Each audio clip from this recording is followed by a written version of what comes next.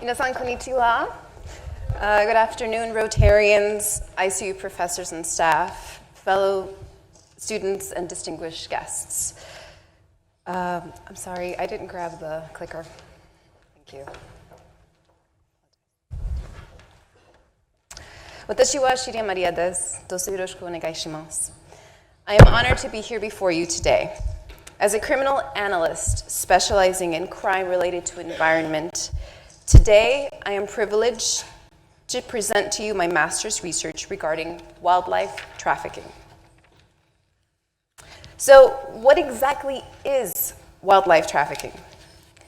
Wildlife trafficking is one of 7 types of environmental crimes, which include pollution of air, water and soil, climate change and corruption, biosecurity, natural resource theft, illegal logging, and the overexploitation of fishing grounds.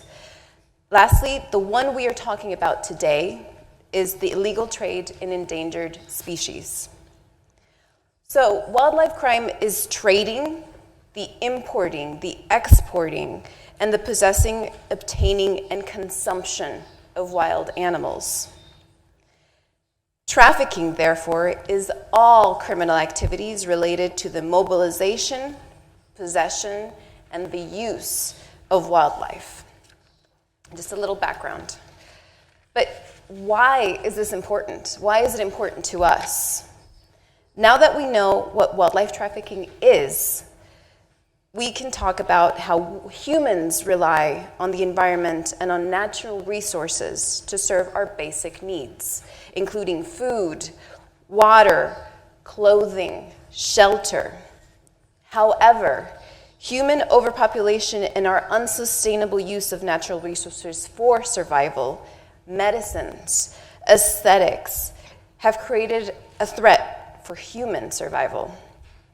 We are exploiting the environment and its animals greedily. The black market and environmental crime are rampant globally. Animal species are becoming extinct every single year. Environmental crime remains a low priority for many governments. And if we continue this way, not only will the animals disappear, so will we. In an effort to increase awareness of this problem and increase its prioritization, I decided to use my Rotary Peace Fellowship to study the factors responsible for wildlife trafficking, both at an international level and in Colombia, South America. So, who wants wildlife? Everybody wants wildlife. Some for medicinal purposes, some for aesthetics, some for consumption, some for science, some for entertainment, some for leisure, and many for pets. And we all know that when there is a demand, there is a supply, and there are individuals willing to do whatever it takes to make money. In some areas like Latin America, needy peasants are paid to capture the animals for sale. In others, like Africa, our friend Nixon, very poor individuals are paid for parts of animals. And everywhere, sophisticated criminal networks, usually dedicated to human trafficking, gun trafficking, drug trafficking, and contraband trafficking, use their resources to also traffic animals. Globally, not a lot is known statistically about wildlife trafficking in comparison to other crimes. What is acknowledged, however, is that it is very high profit and very low risk. So, wildlife trafficking happens everywhere. Know that every single time that you board an airplane or a boat or even travel by bus or car somewhere, no matter where, some type of wild animal is sharing your route and travel experience illegally. There are source countries, transport countries, and destination countries. For example, Africa provides ivory and rhinoceros horn to Asia, to you. Southeast Asia and Australia provide exotic species like kangaroos, leopards, snakes to Europe and the US. And South America provides birds, insects, reptiles, amphibians, fish, and mammals, again to Europe and the US. To get to their destinations, animals often travel through many other countries. So I decided to focus on Colombia specifically because it is one of the most biodiverse countries in the world. It contains 70% of the world's biodiversity in 10% of the world's territory. It is a hotspot for traffickers. It is first in bird species and orchids, second in plants, amphibians, sweetwater fish, and butterflies, third in reptiles and palm species, and Colombia is the fourth country in the world for mammals. Because it is at the mouth of South America, it has waterways in the Atlantic, the Pacific, and the Caribbean oceans, making trafficking easier. It can go anywhere. Trafficking wildlife is smuggled inside of thermoses, nylon stockings, toilet paper tubes, hair curlers, film canisters, and plastic bottles, among many others. Nationally, local traditions use wildlife as pets, and trafficked animals are often found in hotels and restaurants to attract customers. We see this every single day. So, on my research, how did I research? As you know, the Rotary Peace Fellowship requires that we carried out an applied field experience, or AFE. I decided to use part of my AFE at the Ministry of Environment and Sustainable Development in Colombia to conduct my investigation. From July to December of last year, 2014, I lived, traveled, and carried out research within many regions of Colombia. First, I identified all of the government and non-government actors working on wildlife crime in Colombia as well as internationally. These included officials from the judicial branch, police forces, ministry officials, scientific institutions, and international organizations, among others. Then I chose 16 individuals and I interviewed them. I attended many multi-agency meetings, reviewed governmental documents, and compiled scientific information. So, upon returning to Japan, I gathered all the information and analyzed it for many months. I wanted to know what factors were not allowing Colombians to implement their green constitution and control wildlife trafficking. I found many interesting results. I studied two levels of environmental crime, the international level and the Colombian national level. They both had similar findings. So when you think of Colombia, many people first think of the drug trade or the civil unrest. Many would think that because the government is paying attention to these issues, environmental crime was not being given priority. In a nutshell, however, I found that while this is one factor, it is not the main factor affecting wildlife crime. Both at the international and the national levels, I found that the lack of coordination between organizations is the main reason wildlife trafficking is not being shut down. People care. People do not know that this is a problem. People do know that this is a problem. Colombians are proud of their animals. There are resources. There is a willingness to combat the problem. But those who have the resources do not have the power. Those who have the power often lack the resources.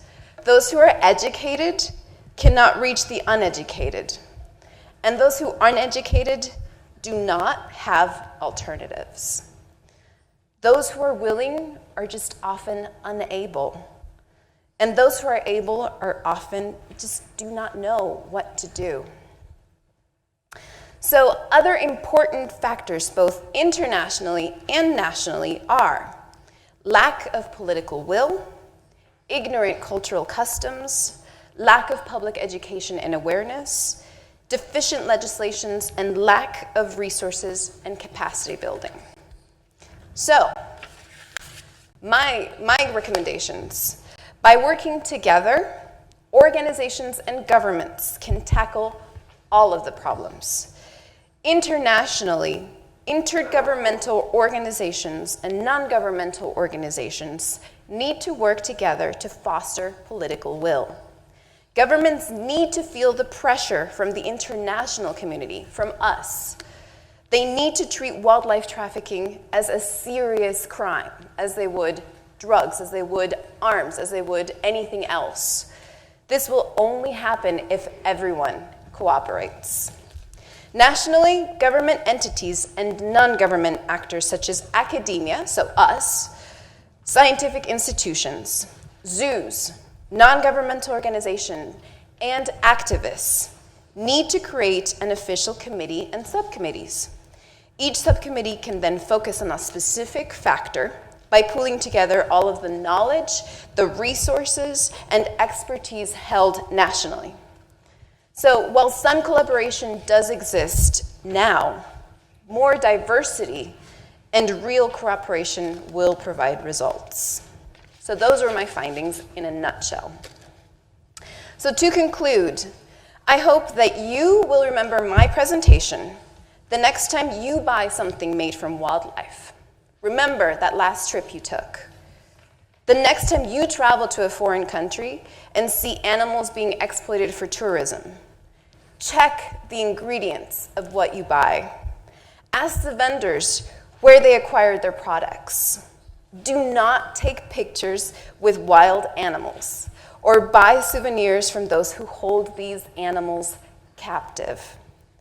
A tiger with filed teeth, a monkey in costume, talking parrots, dolphin kisses, and performing whales are some of the main culprits we all encounter on our travels behind wildlife trafficking.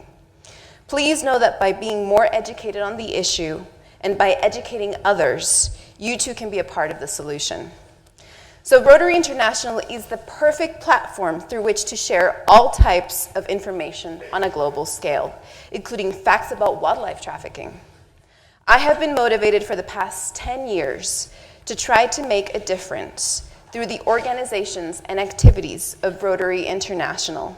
And I thank you very much for the opportunity to continue to do so through my fellowship. I'm going to do a very quick thank you, more specifically to my host counselor, Mr. Hiroki Tonugawa, who's not here, my surrogate counselor, Mr. Naoyuki Takagi. Thank you very much for everything you've done for me.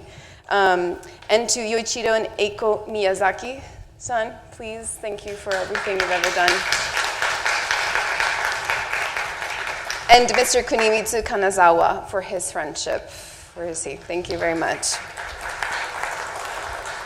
While I am yet undecided as to what my next professional step will be, I hope to continue to work on policy and criminal analysis within international environmental law enforcement organizations such as Interpol, the United Nations, and CITES.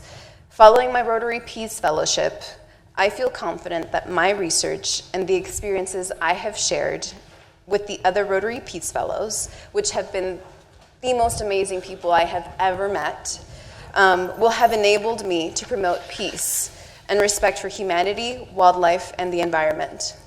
Thank you to you, all of the Rotarians, for making it possible for us to study and help the world live more in harmony. Today, you have heard how each one of us, each of the 10 of us, plan on making a difference in this world. For my part, by ensuring international cooperation and promoting a balanced and respectful use of the world's natural resources, I aspire to positively influence the international community and advocate Rotary International's mission, your mission, for world peace. Thank you very much. どうぞよろしくお願いします。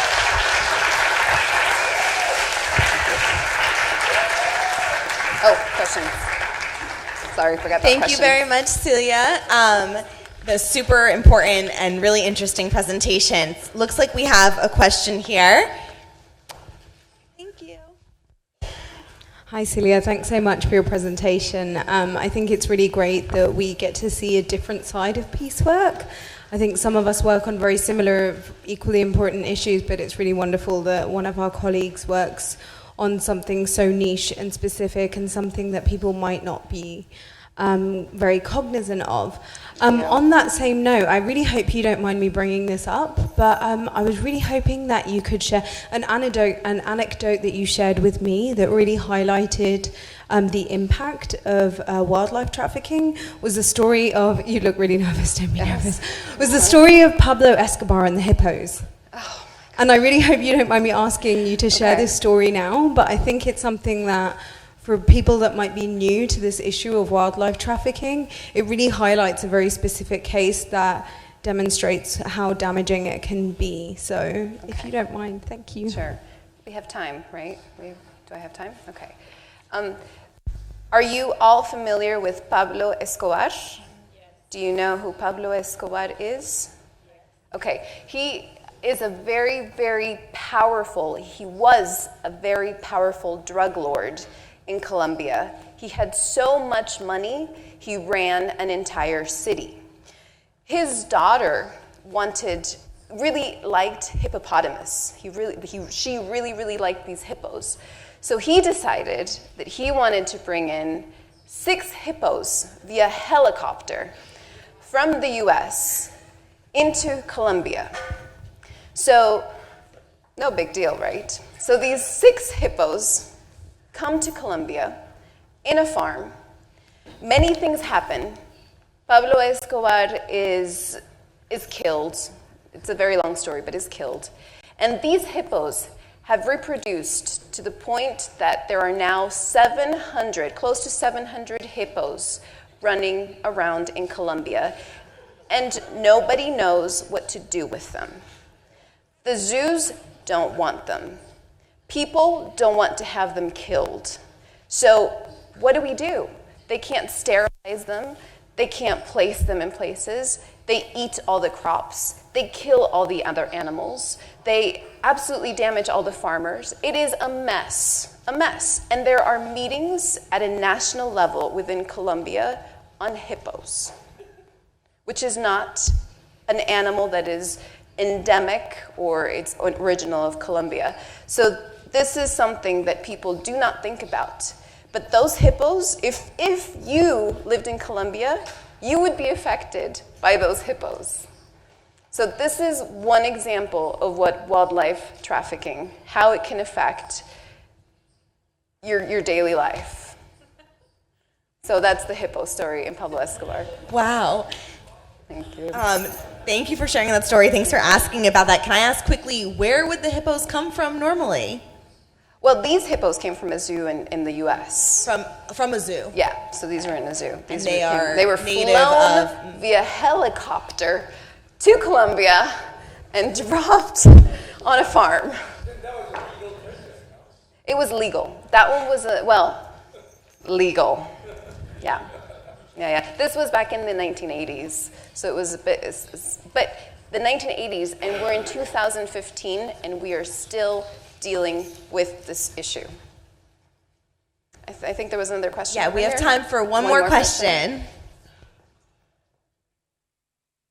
Since you brought up this issue about somebody purchasing these wildlife animals, I think there's 2 sides of the coin. I mean, you have to control the supplying side, and then you have to control the buying side as well. And very frequently, the buying side doesn't get too controlled, or sometimes the buying side For instance, I think there are some tour guides who will take rich American tourists to somewhere in Africa to kill elephants and so on. I had a picture. And I think, and I think those things have to be regulated or, basically shut down.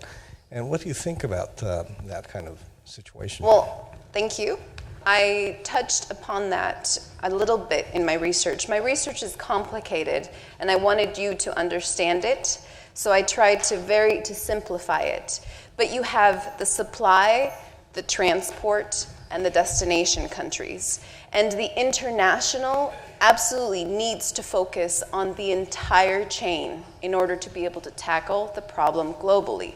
This is exactly the point that you're making. It needs to be tackled. So internationally, people like Prince William in the UK, they are actually actively fighting to do this, to create political will at an international level so that everybody does their part.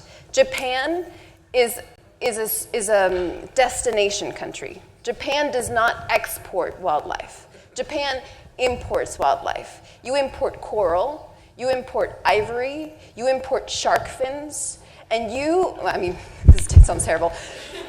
Jeez. I'm trying to be slow so I understand, but Japan does have a part in what is going on in Latin America, what is going on in Africa. So every single part of the chain needs to be addressed, just as you said. Does that answer your question? Thank you. Thank you so much, everyone. Thank you, Cilia.